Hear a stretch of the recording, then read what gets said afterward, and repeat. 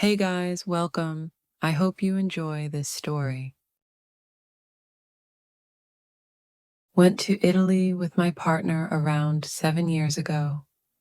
It was a very hot day and we were lost. I finally convinced him that we should go to a local cafe to grab a drink and directions. I ordered a Diet Coke, to which my partner mocked me for traveling to Italy just to drink the same thing as back home. He then ordered a latte, and we sat down. Will, wouldn't you know it, but the Batista took his order literally and delivered him a huge glass of milk. His pride wouldn't let him get a different drink. So there he sat in almost 30-degree heat, drinking milk, whilst I smugly drank my Diet Coke. Not massive, but makes me laugh every time he orders a latte. I was in Canada a few years back, dinner at a restaurant in Niagara Falls. I had my usual cheeseburger with fries. All was good, except nothing to dip the fries in. So when a waitress comes over and asks if everything was okay, I was like, yep, but could I get some tomato sauce? She looks at me funny, says, yes, and heads off. She takes absolutely ages. I turn to my partner eventually and say, how long does it take to grab a bottle of ketchup? And then that's when I realized my mistake. She eventually turns up with what can only be described as a big bowl of hot dolmio sauce and hands me it. Should have said ketchup. My cat brought in a live mouse. I was heavily pregnant and wearing nothing but a big terry bathrobe. I managed to trap it in a box, which was a miracle. I then foolishly decided to try and peep in and look at it, as mice are very cute. It launched itself like a mini Exocet missile out of the gap, nearly hit me in the face, fell the equivalent of 12 stories, and was back to running hell for leather round the kitchen floor.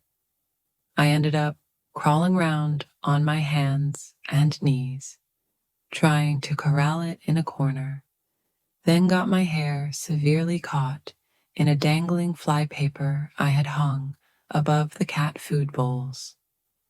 Then my bathrobe fell undone, revealing all 3 of my expansive bumps. Then my husband walked in. Record scratch. A few years ago, we were having a few drinks. My mate, Dan, told us someone was going to meet us there, so great. Someone else to get around in. She, Emma, arrived, a very good-looking woman. Dan immediately got up and gave her a little hug, then offered her his seat at the table. We all grabbed a food order, and I kept noticing Dan was looking at Emma and listening intently when she spoke. Oh, he has a crush, I thought to myself, and knowing Dan is very nervous around women. Few rounds in, and the stories are flying around. I keep talking about how Dan was a good guy, the times he's helped me out, full on building him up. Emma kept listening and smiling at Dan like she was impressed. More drinks, and I finally just said to Dan, Doo-doo, why don't you ask her for her number? And cue my imminent shame and destruction, Emma was Dan's mom. She looked incredible for being in her 40s, and he was nervous because he was expecting us to embarrass him. Alcohol is great for drawing out embarrassment. Was once working at a police constable's house doing landscape gardening. He was bragging about his amazing pork and stuffing sandwiches all week and saying how he'd make me one on a Friday. Anyway, Friday came and I got said pork and stuffing sandwich. I bit into it and blammo a massive chunk of gristle that made me gag. I proceeded to bury said sandwich in a hole I'd already dug in the back garden. 20 minutes later, he lets his twat of a boxer dog out for a piss. I say how amazing the sandwich was, etc. Being polite, the dog proceeded to dig the complete sandwich up and eat it at his feet. When I was fairly new to the UK, I got a text from a mate from back home. Him and his girlfriend at the time were going to visit London for a weekend. Would I like to meet for a pint? I was, of course, happy to, and took them to a local pub. The rugby was on. Everyone was quite invested, so we decided to watch it as well. I say watch it, but the thing was that none of us had any idea about the rules or how it's played. So we're sitting there trying to figure it out, and we get to a point where we're wondering whether it's played in quarters or halves or something else. All of a sudden, my mate turns to me and goes, I figured it out. It's played in thirds. I was like, what? How? Why? And he, all excited, points to the screen and goes, look, it says it right there in the top right corner. BBC exclamation mark, exclamation mark. And yes, he was serious. It was the combination of his sincere excitement about having figured it out and the obliviousness that did me in. We have the dead duck incident in our family. My husband was driving me to work in the next town when I was heavily pregnant and extremely emotional. We saw a duck in the road that had been hit by a car but was still alive, although badly injured. In all my pregnant glory, I shouted at him to stop the car, went running up the busy road with a blanket, and scooped up the bleeding, flapping, injured duck and put it in the boot of the car. I made him promise me, through my tears, that as soon as he dropped me off at work, he would take it to the vet's. So he dropped off his hysterical, sobbing wife, then started Googling the vets, but discovered none were open yet. He decided to wait in the car park of the local country park until they opened. Checked on the duck. It was dead. Then the question of what to do with a dead duck in the boot of the car on a hot day. So he put it in the bin at the country park car park and drove off praying nobody was checking their CCTV. One year on Boxing Day, a mouse got into living room. Pretty sure one of the cats brought it in. My mother, in her fancy party clothes, climbed onto a step stool, while me, my then partner, and my dad were trying to catch the mouse.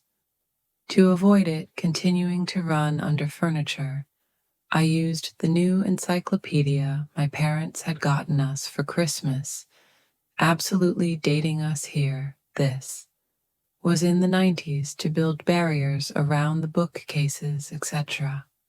My dad managed to topple over the tree. Very German, real tree, with water in the tree holder and actual candles on it, setting part of the carpet on fire, water from the tree holder on the wooden floor, just absolute pandemonium.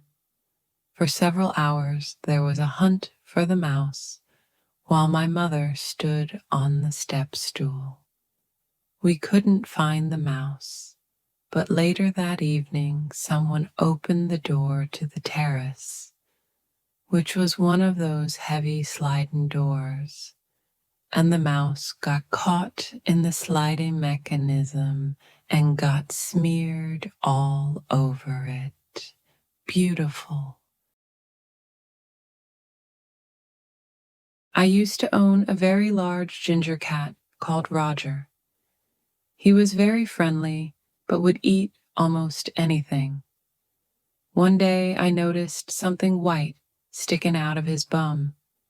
I assumed he had worms, but on closer inspection, realized it appeared to be string.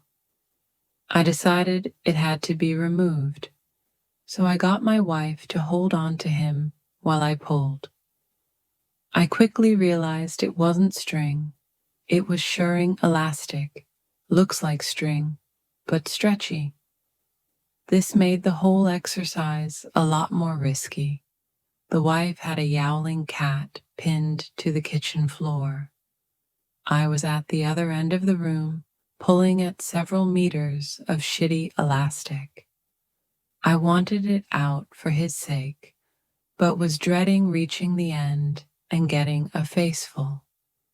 Eventually, I bottled it, coiled it up, and cut it off. We never found how much he'd swallowed, but we recovered about 4 meters, and it was still coming. He was none the worse for the experience, unlike me. While walking to the supermarket, Darth Vader was at the bus stop. He was on the shorter side for the Sith Lord, but full outfit. We had a short chat, and he was going home after a paid-for event. In the original Star Wars film, Darth was acted by David Prowse, who was 2 meters or 6 feet 6 tall. Tiny Darth was about 5 feet 6 inches, but carried the look quite well. To make things worse, David Prowse used to be the Green Cross man, and I almost ran him over. I got lost in London, and by sheer useless direction went down Abbey Road, the one on the Beatles album. And David, was filming a set dressed in green in the middle of the road. I stopped at the zebra crossing and was waved on. I've nearly run over him. I worked out in Egypt for a while, 3 shortish stints. The second time I was there, I had a dreadful case of the shits which persisted for months, even after getting home. I blame it on that French restaurant in the Old Cataract. I was bouncing around between sites, but ended up back in Cairo and got the sudden urge to shit whilst in the office. The toilets were weird. A very large building with urinals on one side and cubicles on the other. It stunk to high heaven as the temps were 30 degrees Celsius, and they were busy toilets. So I rush into an empty cubicle, and basically the world drops out of my bottom. The only problem is it won't stop, and it's very, very noisy, which made me laugh out loud. Then I realized I wasn't alone. There were at least 5 people snoring, and it had taken me over a week to finally twig where the workers that kept going AWOL in the afternoon were going. Really? You go to the toilets to sleep. It stinks rotten, and it's 30 degrees Celsius. So my arse is flapping away, and I get the proper giggles. I'm laughing my head off, but paranoid about waking up the sleepers. So I decide to bend forward and bite the inside of my elbow/arm to try stop laughing. But the combination of laughter and the bending over just makes it worse. And I literally can't control my bowels at all. And all sorts of noises are happening, and it sounds like someone trying to drown an elephant. I lose control of my bowels completely and can't control my laughter in any way, shape, or form. And I've given in to the torrent of liquid shit, huge parpy farts, and laughter, and the delirium of 30 degrees Celsius, and the dreadful smell in the toilets. I must have been in there a good 45 minutes. God knows what the sleepers thought.